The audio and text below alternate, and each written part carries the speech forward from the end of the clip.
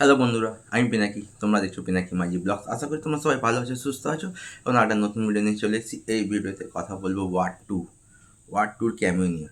দেখো, যখন থেকে স্পাই ইউনিভার্স ক্রিয়েট হয়েছে তখন থেকে কিন্তু স্পাই ইউনিভার্সের প্রতিটা সিনেমাতে কারো না কারো ক্যামিও থাকে। পাঠানে টাইগারে ক্যামিও ছিল, টাইগারে পাঠানে ক্যামিও ছিল, এছাড়া পোস্ট ক্রেডিট সিন ছিল ঋত্বিকে। তাহলে ওয়ার 2-তে কার ক্যামিও থাকছে? গুঞ্জন শোনা যাচ্ছে, অনেকে বলছে, রিউমার্স ছড়াচ্ছে কি শাহরুখ খানের ক্যামিও থাকতে চলেছে ওয়ার 2-তে। স্পষ্ট কথা বলে দিই, ওয়ার 2-তে না টাইগার না পাঠান কারো ক্যামিও থাকবে না। কেন? ফ্র্যাঞ্চাইজি বুঝে গেছে কি যদি কন্টেন্ট আমি ভালো না করতে পারি তাহলে ক্যামিও দিয়ে আমি সিনেমা হিট করাতে পারবো না।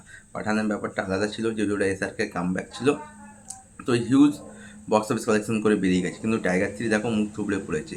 যেটা বড় একটা কালেকশন করার দরকার ছিল সেটা না করতে পেরে একটা লিমিটেড কালেকশন করে সে দাঁড়িয়ে গেছে।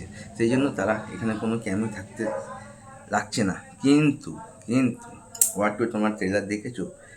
ব্যাপক বা গুজবাম কিন্তু নয়।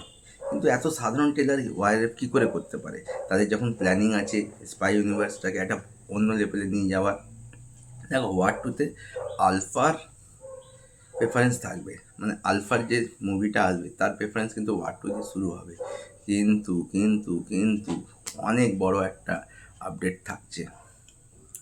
ওয়ার 2-তে না ঋত্বিক না এনটিআর, এদের মধ্যে কে ভিলেন এটা কিন্তু আমরা সিনেমা দেখলে জানতে পারবো। কিন্তু যেটা স্পাই ইউনিভার্সের সব থেকে বড় ভিলেন, যাকে বলা হচ্ছে, যদি আমরা বলি মার্বেলের থ্যানোস, তার এন্ট্রি কিন্তু ওয়ার 2 থেকেই শুরু হবে। মানে এখনও অবধি আমরা যে ভিলেনগুলো দেখেছি, সেটা আমরা জনকে বলি বা ইমরান হাসমিকে বলি বা আমরা টাইগার শ্রফের যে ক্যারেক্টারটা বলি, এই সবের বাপ, মানে আসল যে ভিলেন স্পাই ইউনিভার্সের, তার তাকে আমরা দেখতে পাবো ওয়ার 2-তে। হয়তো তার ক্যামেরা থাকতে পারে বা পোস্ট ক্রেডিট সিনে তাকে আমরা দেখতে পারি। যেরকম স্ত্রী যে ইউনিভার্স আছে সেখানে কিন্তু আমরা লাস্টে অক্ষয় কুমারকে দেখতে পেয়েছি, সেই হচ্ছে মেন ভিলেন পোস্ট ক্রেডিট সিনে। তাহলে ওয়ার 2-তেও এরকম একটা সিকোয়েন্স থাকতে চলেছে, যেখানে আমরা থ্যানোস, যাকে বলা হচ্ছে স্পাইডারের থ্যানোস, তার ক্যামেও থাকবে এবং পোস্ট ক্রেডিট সিনে আসল জিনিসটা আমরা বুঝতে পারছি। মানে বুঝতে পারছো যে মেন ভিলেন সে কিন্তু এখনও অ্যাড হয়নি, ওয়ার 2 থেকে অ্যাড হবে।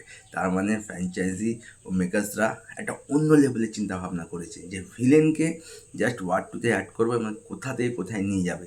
তাদের যদি এই কন্টেন্ট, এই কনসেপ্ট যদি ক্লিক করে, তাহলে কিন্তু স্পাই ইউনিভার্সের ওয়ার 2 তো বক্স অফিসে ধামাকা মাচাবে এবং নেক্সট মুভিগুলো top level, top notch business করবে বক্স অফিসে। তো ইয়েস, ওয়ার 2-র মেন ভিলেন ক্যামিও থাকতে চলেছে এবং পোস্ট ক্রেডিট সিনে তোমরা দেখতে পাবে একটা ধামাকা। এই নিউজগুলো আমি অবশ্যই পেয়েছি সাহিল আহমেদ খান, যে বড় ইউটিউব কন্টেন্ট ক্রিয়েটার, তার চ্যানেল থেকে। তো ভাবলাম এটা তোমাদের সাথে শেয়ার করা উচিত, তাই শেয়ার করলাম। আপাতত ভিডিওটি দেখা হচ্ছে একটা ভিডিও।